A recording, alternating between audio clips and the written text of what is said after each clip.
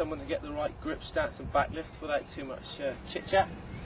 Bat on the floor, pick it up as if it's an axe, hands together, touching, they must be sort of touching, just saying some of the books apart, but apart to some kids is that, to others it's that, we're better off saying together.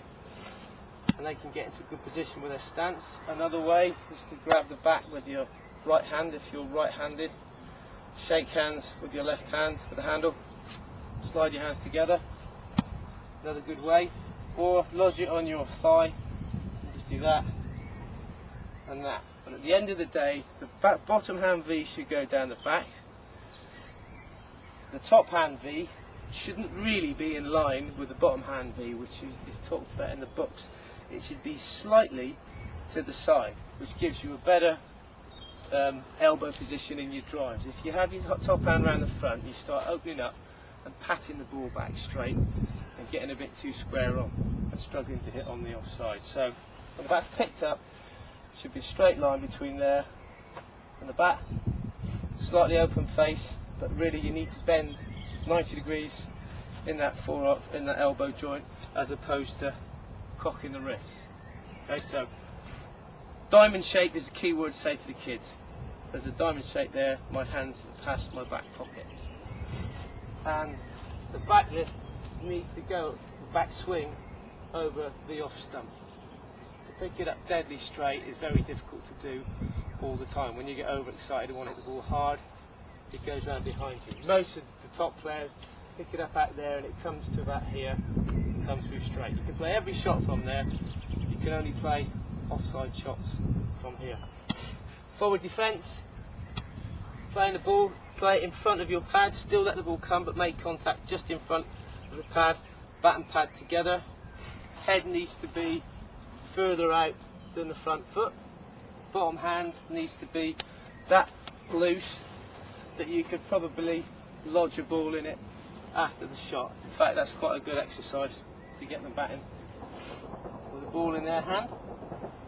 Front foot drives.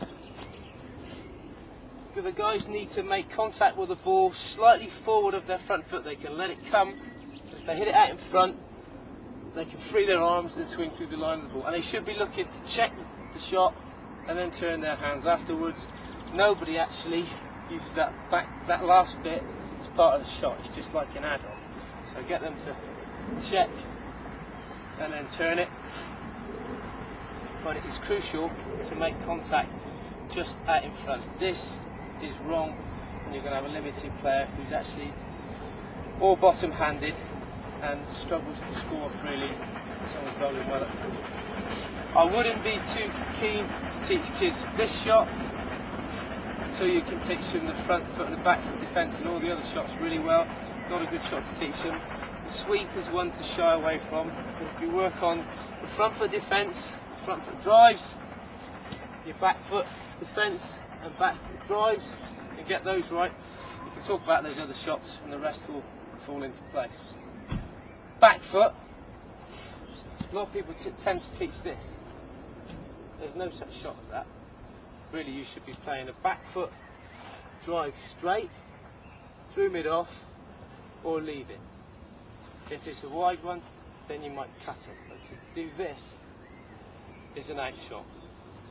Back foot drive, if the ball's straight, I'm going to hit it there.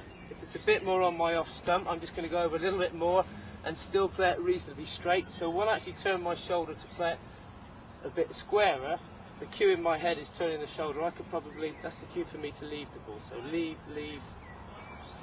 and play straight. If it's on your legs, you're bound to open your body position slightly, and that foot's going to point more there, so you can get at the ball. If you get too sideways on, do this and you could get hit. Left armers bowling, need to open your stance slightly, so they're playing the ball back up to where it came from.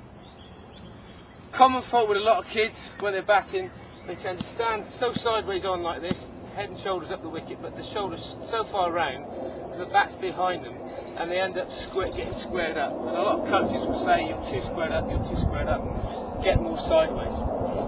But the source of the problem is because they're too sideways in the first place. They need to maybe open up a bit so their head's looking down the wicket, So now the bat's in the right place. That's easy to play the shot. If they're too sideways on, they turn so they can get the bat at the ball, and that's when they get squared up, get caught behind. Same with front foot drives. Get it too sideways on, that's why they open up and play inside out. A lot of lads in the back lift tend to pick the bat up, and this drifts away from here, which means they're going to want to play on the offside. They get bowled through the gate. They need to keep the forearm in, nice tight line, back there, going straight. And as we've just practiced the shot now, the on drive needs to be pointing your toe, very short stride, let the ball come, hit through mid on. The back foot is going to tip in as well. But you certainly aren't going to go, because that's very dated and doesn't work.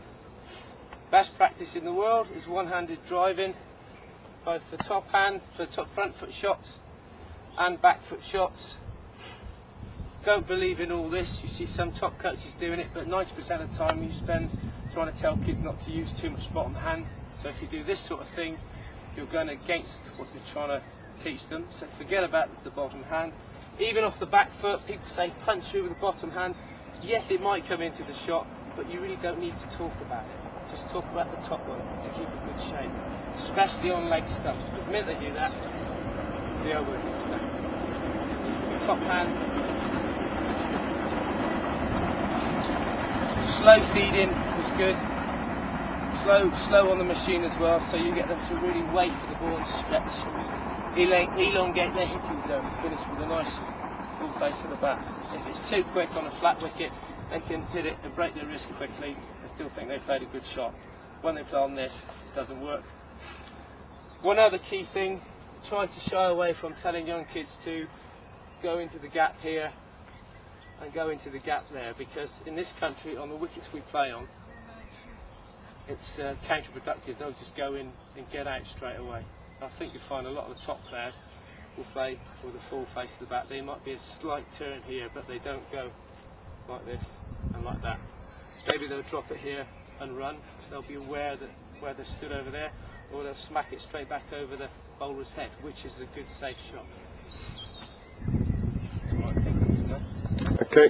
When you're playing your drives, try to think about to get your foot to the ball. The head's got to go first. Head goes, foot goes. If my head's further out than my foot, I can reach a long way. If my foot goes first, I'll end up being sat back on the crease, and I'll probably hit the ball up in the air and find it difficult to drive. I'm also sat back at the crease playing off the back foot. I'll have my weight too far back.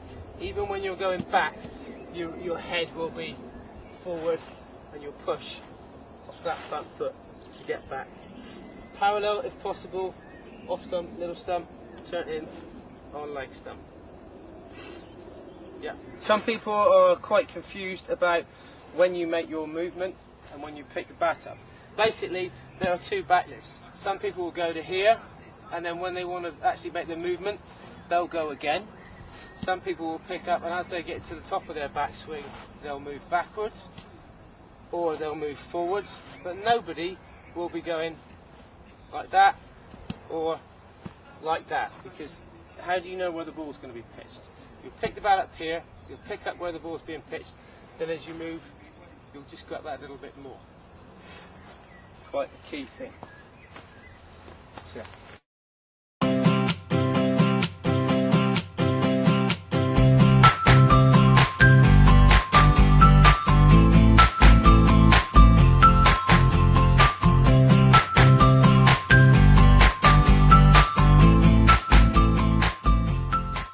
You can get someone to get the right grip, stance and back lift without too much chit chat. Bat on the floor, pick it up as if it's an axe, hands together, touching. They must be sort of touching, just saying some of the books apart, but apart to some kids is that, to others it's that. We're better off saying together, and they can get into a good position with their stance. Another way is to grab the bat with your right hand if you're right-handed, shake hands with your left hand with the handle, slide your hands together.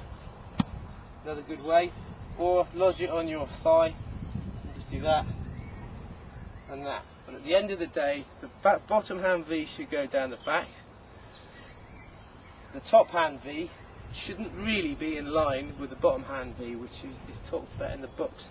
it should be slightly to the side, which gives you a better elbow position in your drives. If you have your top hand around the front, you start opening up and patting the ball back straight and getting a bit too square on and struggling to hit on the offside. So when the bat's picked up, it should be a straight line between there and the bat, slightly open face, but really you need to bend 90 degrees in that in that elbow joint, as opposed to cocking the wrists. Okay, so diamond shape is the key word to say to the kids. There's a diamond shape there, my hands past my back pocket. And the back lift needs to go, the back swing